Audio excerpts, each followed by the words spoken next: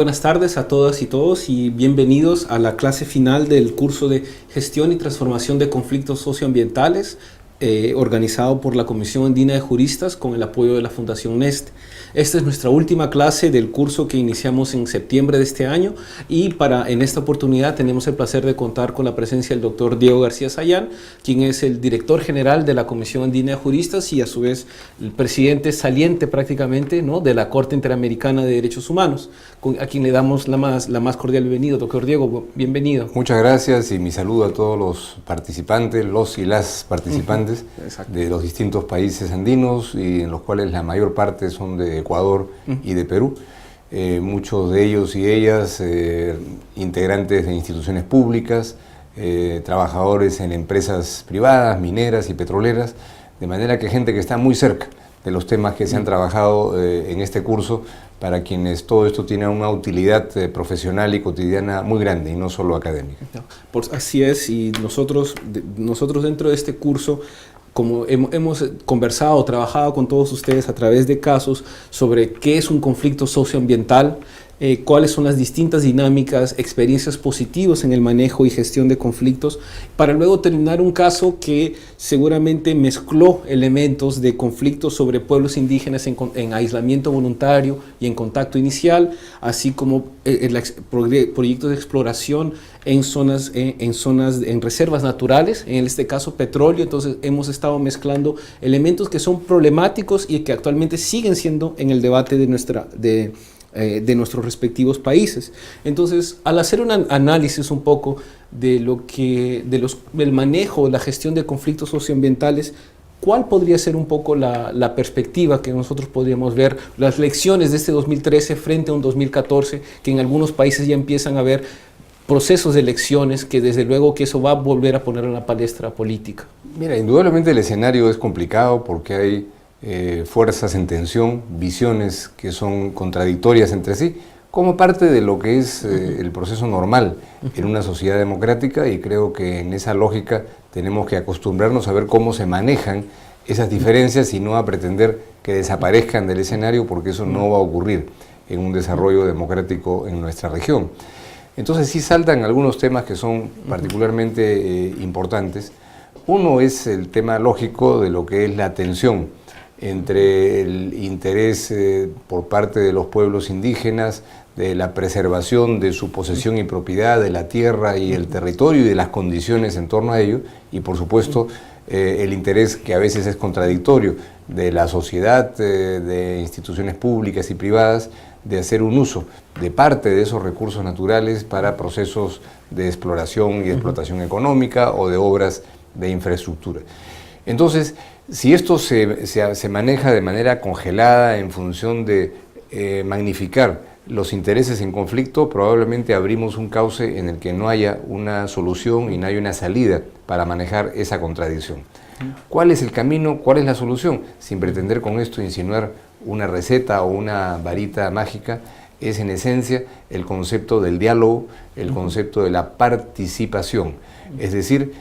asumir que el diálogo es un ingrediente esencial de la relación entre la sociedad, el Estado, las empresas y los sectores sociales, y en particular los pueblos indígenas, y que eso supone varias cosas. Supone entenderlo como un proceso. El diálogo no se produce una vez, se produce y debe producirse de manera permanente.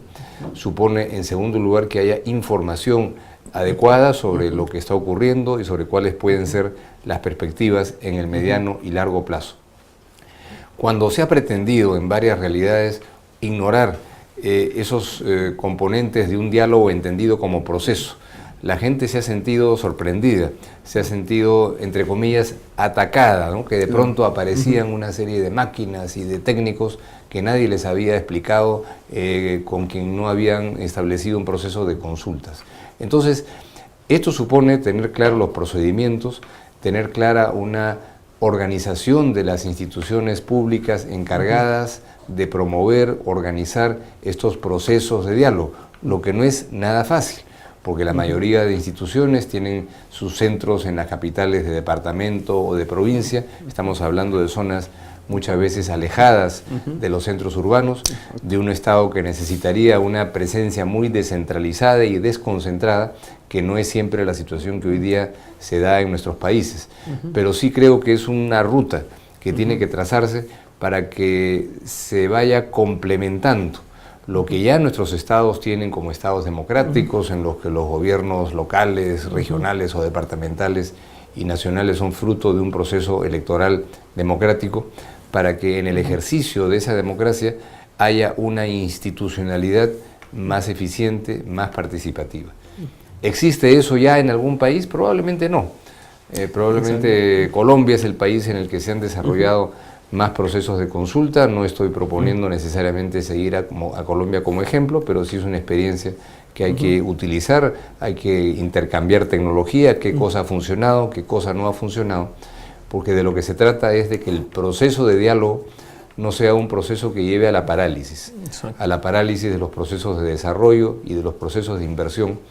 porque algo que puede sonar como la cuadratura del círculo o la mezcla del agua y el aceite es conciliar los derechos de los pueblos indígenas a su cultura, a su identidad, a su tierra y territorio, con los derechos de la sociedad para la inversión pública y privada. Algunas personas pueden pensar que eso no tiene sentido, que no hay posibilidad de esa conciliación. Estamos obligados a encontrarla, porque los procesos de inversión pública y privada van a continuar. La demanda de materias primas que se produce en nuestros países, energéticas y mineras, también va a continuar en el mundo, de manera que lo mejor es encauzar eso de una manera constructiva y establecer un mecanismo institucional de diálogo que sea permanente, para lo cual indudablemente en los estados tendría que haber en el corto y en el mediano plazo un esfuerzo más sostenido de entrenamiento, de capacitación del personal institucional, para que se pueda eso realmente consolidar en el mediano plazo, ¿no? Precisamente lo que usted dice, además, por ejemplo, las Naciones Unidas, especialmente el relator de las Naciones Unidas para los Pueblos Indígenas, hace algunos meses publicó un informe muy importante sobre el impacto de las industrias extractivas sobre los pueblos indígenas, ¿no? Y llamando, que es algo de cierta forma el secretario general que estuvo de visita en el Perú la semana pasada,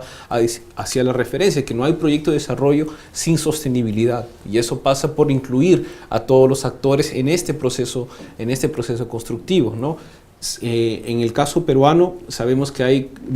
varios procesos de consultas previas que están siendo desarrollados en estos momentos, en los cuales hay una voluntad, más allá del resultado, independiente que la decisión final le corresponde al Estado, hay ese interés por participar. Y hay una metodología que se viene diseñando con las propias comunidades, especialmente en estos procesos regionales, que de cierta forma se están contribuyendo a construir un proceso, ¿no? Así es. Y estamos en un proceso de aprendizaje. O sea, si alguien dijera, yo tengo el procedimiento, yo tengo el organigrama de cómo tienen que hacerse las cosas en Ecuador, Perú o en Bolivia, mentiría, porque eso no es así, eso no existe. Nuestros países están preparados para organizar elecciones generales o municipales, y eso funciona muy bien. Sí. Igual podemos diseñar una institucionalidad para que los procesos de consulta no nos agarren con la guardia baja, sino que sean temas en donde el Estado toma la iniciativa, sin esperar que sea la protesta social, el bloqueo de caminos o de ríos, como se hace en las zonas amazónicas, para que haya ahí una acción por parte de la sociedad y del Estado que promueva la participación. Exactamente. Y bueno, invitando a las personas que nos están asistiendo, a nuestros alumnos, que pueden ir formulando sus preguntas para poder en la parte final ir trabajando con ellos. Hay varios saludos de Mirva, de Patricia, de Rosa, que mandan saludos a todos a través del chat, y los agradecemos siempre por estar con nosotros. Yendo un poco más hacia el rol derechos humanos, o cuál puede ser el rol de los derechos humanos en, de cierta forma, transformar estos conflictos socioambientales y evitar que terminen en procesos de violencia. La Corte Interamericana ha establecido estándares bastante interesantes, no solamente en pueblos indígenas, sino en respeto al derecho al territorio, el derecho a la costumbre. ¿Usted cree, mirando más allá de las sentencias que han sido emblemáticas y que en el curso las hemos trabajado, cuál ha visto ha sido el impacto de estas sentencias, ¿no?, en todos estos procesos en la región? Mira, muy importante, ¿no?, porque indudablemente siempre habrá perspectivas distintas en casos críticos. y la evaluación que cada cual puede tener sobre el cumplimiento de esas sentencias podrá tal vez ser también disímil. Sin embargo, hoy día hay ciertas cosas que ya pareciera que no están en discusión, que tiene que haber consulta previa, eso está establecido en la ley en algunos casos, en el discurso de los estados en otros. Probablemente la diferencia está en cómo hay que hacer la consulta, qué características tiene. Entonces, la Corte Interamericana en su jurisprudencia, por ejemplo en la sentencia del caso Sarayaku, ha tratado de desglosar los distintos componentes de la consulta previa, llevando al plano de la decisión jurisdiccional muchos de los principios que están en el convenio 169 de la OIT y las recomendaciones del Comité de Expertos de esa organización, que hoy día ya en consecuencia entran a la jurisprudencia vinculante de la Corte Interamericana como una pieza que está ahí a disposición de los estados y de las sociedades para construir esa dinámica institucional y empujar esos procesos de participación. El momento es complicado, porque indudablemente la mayoría de países de la región tienen situaciones de conflicto, tienen situaciones en donde es difícil encontrar los procesos ideales para decir esto hay que hacerlo igual en los otros países, porque esas situaciones no se están dando. Pero sí hay retos que están todos los días, y sí hay la necesidad de que en todos los estados haya en el gobierno central una autoridad que claramente tenga esa responsabilidad, que esa autoridad tenga una estructura y una capacidad de acción descentralizada en diferentes lugares del país y con presencia territorial que pueda impulsar esos procesos de diálogo y participación en todas las fases de las actividades de exploración, de explotación y de inversión. Este es un tema muy importante, porque si se focaliza el proceso de consulta a un momento, a un acto, como si fuera la elección de un alcalde local, ahí no estamos entendiendo nada de esta figura, y por eso esto tiene tal complejidad. Es mucho más complicado organizar esto que organizar un sistema electoral para que funcionen las elecciones municipales periódicamente, y yo creo que en muchos de nuestros países todavía no hemos cobrado suficiente conciencia de que para esto se necesita recursos, se necesita tener ahí funcionarios de muy alta calidad y muy alta capacidad y bastante gente capacitada, ¿no? Y justamente mirando ese un poco impacto, o sea, podemos ir a ver el caso ecuatoriano, en el cual el derecho a la consulta previa es un derecho que está reconocido en la Constitución, ¿no? Pero hasta ahora está pendiente aún sacar una ley que desarrolle este artículo constitucional. En el caso de nuestro país, más allá de la ley de consulta previa, hay una ley para la protección de los pueblos indígenas en aislamiento voluntario o contacto inicial, que es uno de los pocos países que tiene una regulación sobre la materia. Y justamente una de las preguntas de Gloria Gavilanes de Ecuador nos hace preguntas sobre el impacto de la jurisprudencia específicamente de la Corte Constitucional Colombiana en la promoción y protección de los derechos de los pueblos indígenas, ¿no? Entonces lo que vemos es que en mayor o menor medida, o más allá de las dificultades económicas que puede haber, hay un desarrollo jurídico importante que se está dando en nuestros países, impensable hace 10 años atrás, ¿no? Y yo creo que eso ahí, en beneficio de nuestra autoestima como latinoamericanos, tenemos que ver que si hacemos una comparación con otros espacios del mundo, Europa, el África, el Asia o Norteamérica, yo creo que aquí en América Latina es donde más se ha afinado, se ha estandarizado los criterios. Este tema, por ejemplo, de la consulta previa y de los pueblos indígenas no es un asunto de agenda del Tribunal Europeo de Derechos Humanos. En el continente africano, los inicios del sistema regional tampoco han abordado este tema, y sí es un tema de América Latina que está haciendo realmente una contribución importante, porque estos problemas se presentan también en otras regiones del mundo. Entonces ahora no se trata de darle lecciones a nadie, hay que resolver nuestros problemas primero, organizar mejor nuestras capacidades, y creo que las instituciones públicas hoy día, cada cual tendrá que organizarse de la mejor manera en función de las decisiones soberanas que se den en cada estado, pero probablemente tienen en la jurisprudencia de la Corte Interamericana y en la de algunos tribunales nacionales, en los que sin duda destaca la Corte Constitucional Colombiana herramientas, conceptos que pueden ser muy útiles para afiatar una institucionalidad nacional más eficiente. Exactamente. Entonces, podríamos ir también un poco a la parte final de esta pequeña sesión en vivo para pasar algunas de las preguntas que nos están haciendo por parte del público. Y es que, si bien la consulta previa ha estado en debate, y enhorabuena, en este año ha saltado con una mayor preocupación la situación de los pueblos indígenas en aislamiento voluntario o contacto inicial, que a su vez, por lo general, se encuentran por las medidas de protección del Estado en reservas naturales, ¿no? O en parques en los cuales está prohibido toda actividad económica. Sin embargo, vemos que estas zonas, estos parques creados hace 10, 15 o 20 años atrás, son ricos en yacimientos de petróleo, en otro tipo de material, de industria, materiales extractivos. Y entonces hay una nueva tensión que se está dando sobre el hecho de disminuir el área de estos parques para que permita este tipo de programas de desarrollo, o que ha llevado a un enfrentamiento con algunos organismos del respeto integral a estos mecanismos. ¿Cómo se puede ver? ¿Se ve un nuevo debate dentro de los pueblos indígenas o esto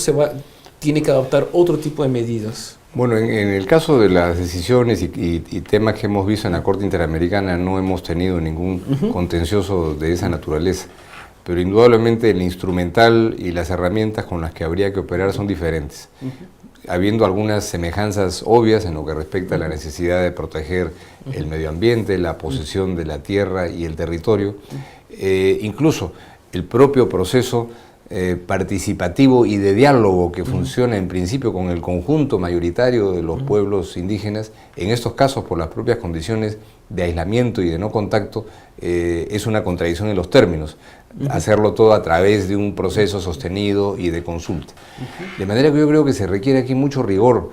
político, especialmente antropológico, para que esas situaciones sean identificadas, ¿no? Con objetividad, con seriedad, y que se establezcan a nivel de cada uno de los estados políticas de relación con esas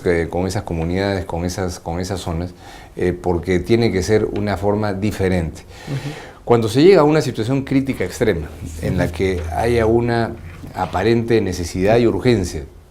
de explotar determinados recursos o de utilizar parte de ese territorio como zona de tránsito para construir una carretera, una represa o lo que fuera, ahí yo creo que estamos en las situaciones en donde tendríamos que construir algunos mecanismos que establezcan eventualmente ese contacto, esa comunicación, pero en lo posible hay que tratar de generar políticas que preserven esa situación de esos pueblos, porque finalmente estamos hablando de países como los nuestros, en donde hay otros espacios en donde se puedan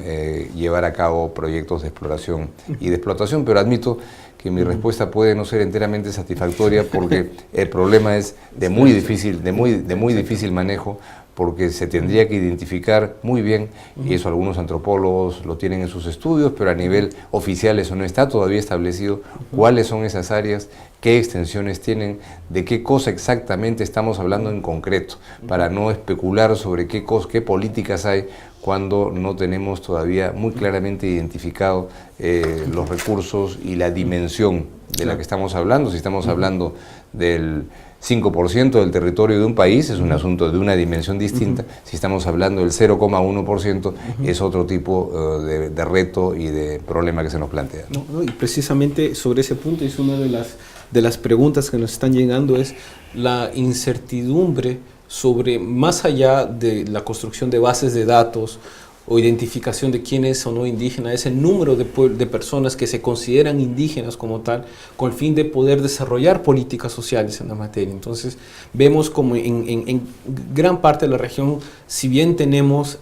data genérica, no existe esa data que permita la formulación de políticas públicas específicas para un determinado grupo, ¿no? Claro, por las mismas definiciones, ¿no? Hay un concepto, una definición que está en el Convenio 169 sobre pueblos indígenas, que tiene que ver, entre otras cosas, con la autopercepción que tienen los sectores sociales específicos, pero si uno empieza a cruzar eso con cuáles son las normas y las definiciones que operan en cada uno de nuestros países, uno se queda sorprendido del mosaico de criterios, de manera que estamos hablando de pueblos indígenas en Perú y probablemente el criterio es mucho más circunscrito del que se tiene hoy día en Colombia, en donde los sectores, por ejemplo, afrocolombianos, están insertados ya dentro de la política pública de considerarlos indígenas para efectos de los procesos de consulta. Entonces yo creo que ahí sería muy bueno armonizar criterios entre países que tenemos hoy día tantas cosas en común, o miembros de UNASUR, o miembros de la Alianza del Pacífico, o de la Cuenca Amazónica, en donde aquí hay un tema de interés regional que tiene que ver con pueblos que muchas veces son transnacionales, en el sentido que están en un lado y otro de las fronteras, y recursos que finalmente tocan a todos preservar. Entonces creo que sería muy bueno ahí un diálogo horizontal entre los estados, para que no escuchemos pues algunas tonterías como que a veces uno ha oído decir, bueno, que ya una persona deja de ser indígena porque tiene un teléfono celular, ¿no? Como si el indígena tuviera que estar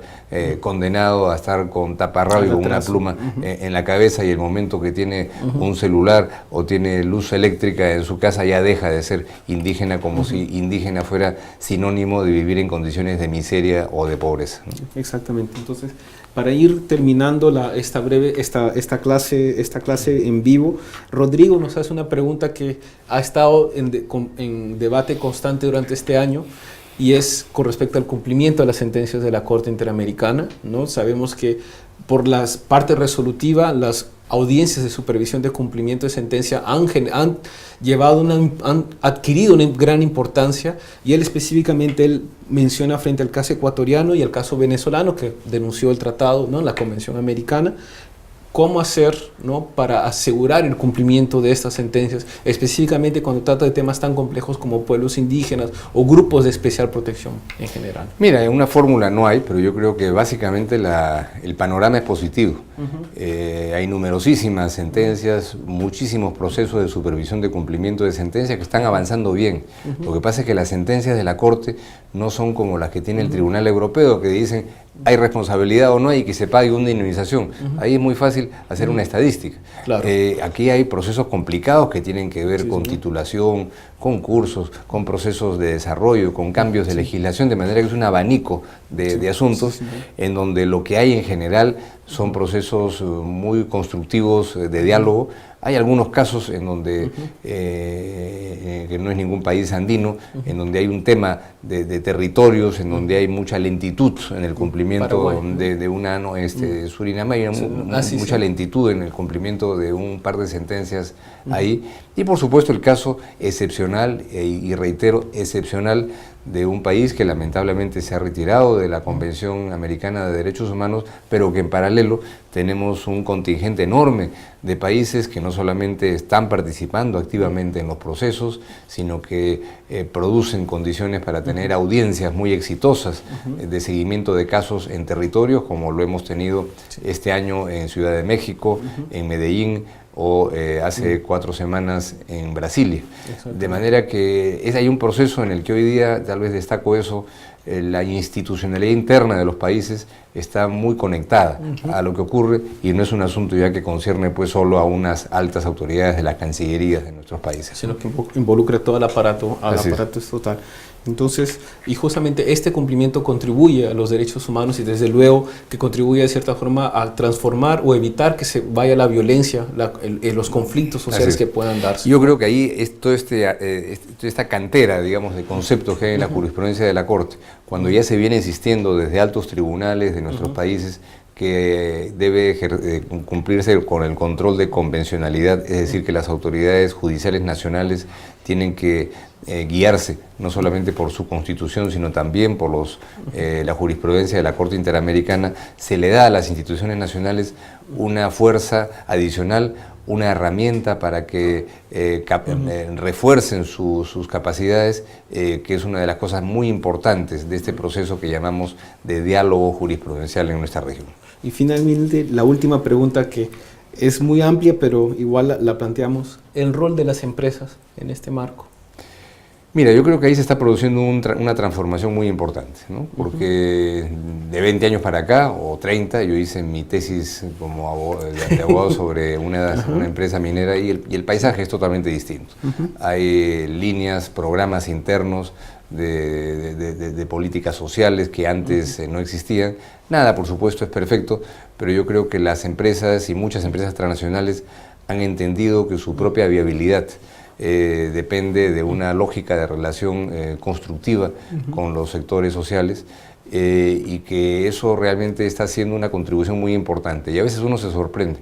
que en algunos casos hay órganos dentro de la empresa encargados de responsabilidad social, de derechos humanos incluso, que tienen una institucionalidad interna a veces más sofisticada que la que tienen algunos estados a nivel local. De manera que no hay que adjetivar a las empresas, hay que supervisar qué cosas puedan estar haciendo mal, pero hay que también reconocer que hay en esas tensiones hay muchos que han ido aprendiendo la lección y se han dado cuenta que la viabilidad de su propio proceso de inversión tiene que ver con una lógica de legitimidad social como un ingrediente importante que ahora ya no se consigue pues a balazos o con bombas lacrimógenas, ¿no? Muy bien, doctor Diego, le agradezco mucho esta participación. Tenemos otras preguntas que ya hemos ido tratando en el inicio de la clase, pero igual se los mandaremos mayor respuestas, ¿no? a través del correo electrónico. Les aviso que esta clase, los que no pudieron verla en vivo, vamos a subirla a nuestro canal de YouTube para que lo puedan también ver y hacer comentarios, ¿no? Y avisarles que a partir de enero, después de pasadas las fiestas, vamos a iniciar 2 cursos, uno sobre estándares justamente interamericanos en materia de políticas de género y los derechos humanos de la mujer, y también un curso nuevo sobre pluralismo jurídico. En el Perú se acaba de adoptar un proyecto de ley en la Comisión de Pueblos Andinos que desarrolla el artículo 149 de diálogo de justicia intercultural, una deuda de casi 20 años, ¿no? Entonces veremos cuáles son los próximos pasos. Ecuador, Bolivia, Colombia tienen importante legislación sobre la materia, así que invitamos a todos los que nos estén asistiendo a considerar inscribirse también a estos cursos, ¿no? Muy bien. Exactamente. Bueno, doctor Diego, muchas gracias por estar aquí con nosotros. Saludos a todas y a todos quienes nos han seguido en vivo esta tarde. No, muchas gracias y será hasta una próxima oportunidad. Hasta luego.